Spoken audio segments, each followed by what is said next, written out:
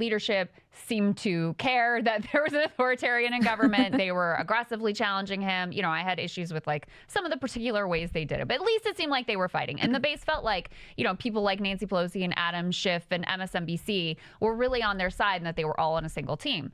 This time, according to the polling and according to a lot of what we've seen, it's very different with the Democratic base. They feel betrayed by some of their favorite media hosts. They feel betrayed by a lot of Democratic leadership. They feel like they are not meeting the moment whatsoever. So I'd love to, you know, hear your thoughts on that, and also just what has the reaction been to that launch video? Because I think you hit so many points that are key sources of frustration among just like normie Dem voters. Yeah, I mean, I think that we're all sick of it. People are angry. And I mean, that's kind of why I ran, because I just got sick of hoping that someone would do something. And it's really comforting to think that there's like some figure that's going to come in and save all of us. But we're not in a movie. You know, we are what we've got. And I have ideas of how we can do politics differently. And so I'm running for office. And the response has reflected exactly what I have been feeling. People have been really excited. We raised over $400,000 in our first 2 weeks. We have over 11,000 different individual contributors. We're taking zero corporate cash. Our average donation is about $33. And we have over 1,000 volunteer signups. Our volunteer Discord is bumping. It's great. Even people that, when I've been out in the community, for example, at the Hands Off rally in Algonquin, which is in the more western part of the district, about like 50 miles west, it was redistricted in 2022. So it's like a very gerrymandered district. When I talked to people and introduced myself and I asked what they cared about and why they were out there, and they asked why I was running, and I would say, because I don't think Democrats are doing enough. And I didn't talk to a single person that voted either Trump or Harris in the last election that didn't feel reassured by that. Every single person that was out there in a traditionally red district out in McHenry County was pissed off and ready for new leadership. I mean, it really validates the theory, and I've mentioned this before too, that like the selling point of saying, I don't have any consultants. I don't have anybody telling me what I should believe or what I should say in order to get the reaction from the crowd. I mean, this really validates that theory. The fact that you've raised $400,000 from 11,000 different small donors, That's and incredible. There's no corporate money and no robber baron money, like that's a really refreshing thing. So so the people's reaction has been great.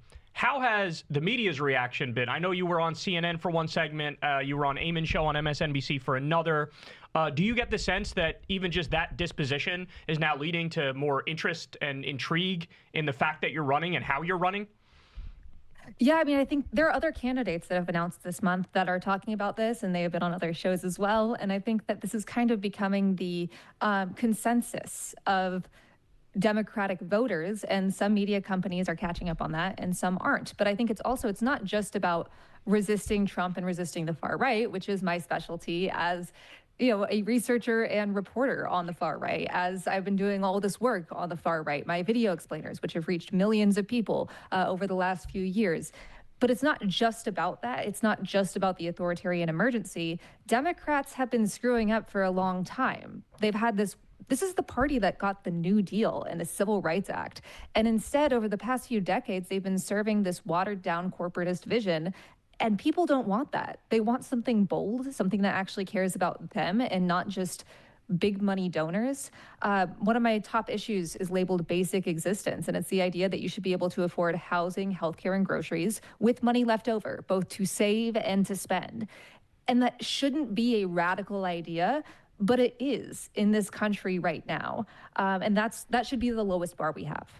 So Jan Schakowsky she's a Democrat, she's a current representative of the district, and she's, you know, not where we all are, but she's a pretty solid, you know, progressive vote. I believe she supports Medicare for All, Green New Deal. What is your view of her and her representation of the seat? And if she does get in, I think she hasn't decided whether she's going to run for re-election or not. What are some of the things that you would challenge her on? So this wasn't a referendum on Jan Schakowsky in particular. Schakowsky has been one of the most progressive members of Congress for her whole career. She has fought for a lot of things that you and I care about. And she has been doing it consistently. I mean, she stood against the Iraq War when it was happening. But this is a district that has been represented by two people since 1965. And it Wow. hasn't had a competitive primary since 1998 when Schakowsky first won, about 5 months before I was born. A lot of people bring up her age. She's 80. This is, I believe, her 14th, 15th term. I'm not sure it's necessarily about the age thing as it is that a lot of our members of Congress, they are older. They just don't share the experiences that many of their constituents have, and that's not their fault. The average age of Congress is 58, and the average American is 38. And it's not your fault that you age. All of us do. But most of our members of Congress didn't have school shooter drills growing up. Many of their children didn't either. They don't know, they haven't worried about out-of-pocket medical costs in decades. They own their homes. And these are things that if you don't experience them or you aren't close and consistently talking with and immersed in communities that experience this, it becomes more of a statistic and less of a matter of governance. Schakowsky has done a lot of votes. There are some that I would have done differently, especially in the past 2 years. But a lot of votes that I do agree with. But I would say her role in leadership, our Democratic leaders, if they're doing the votes, that's great. But they also need to be holding their colleagues accountable. They need to be pushing for a vision beyond just their individual self. But this is about wanting to do something different because what the Democratic Party is doing isn't working. And I very much respect Schakowsky's record. I just think we need to do something new. To your point, there was actually a pretty big story that came out recently. There were 2 Democrats that died in office. One of them was Raul Grijalva, who was actually a pretty good member of Congress. There's one other who I'm blanking on at the moment. But the Republican reaction to that has been to push the special elections as far out as humanly possible, giving Mike Johnson more wiggle room to get Trump's agenda through. And so I get the sense that on the Democratic side, there's this idea of like, we have a hierarchy, we have seniority, we have rules. When it's your turn, it's your turn. And then on the Republican side, it's like, hey, can you get eyeballs on you? Can you make the most noise? Can you push our agenda? And if you can, then you get put to the front of the line and you get to be like the face of the party in many respects. It's why we all know who Lauren Boebert is and Marjorie Taylor Greene and all these people are. And so certainly the way I see it, I assume you agree, but like, is it time for Democrats to drop the civility, decorum, bipartisanship, hierarchy, it's your turn approach, the rules-based approach, and to be more like in it for the fight, in it because values matter and the policies matter, and we got to win on this, so by any means necessary, and that means some new people might be taking leadership positions, and that would be better. Oh my God, 100%. I mean, this is getting ridiculous. Running for office is so inaccessible to the vast majority of Americans. That's why I'm doing a video series of what it's like to run for Congress. This is the paperwork you need to file. These are the steps you need to take.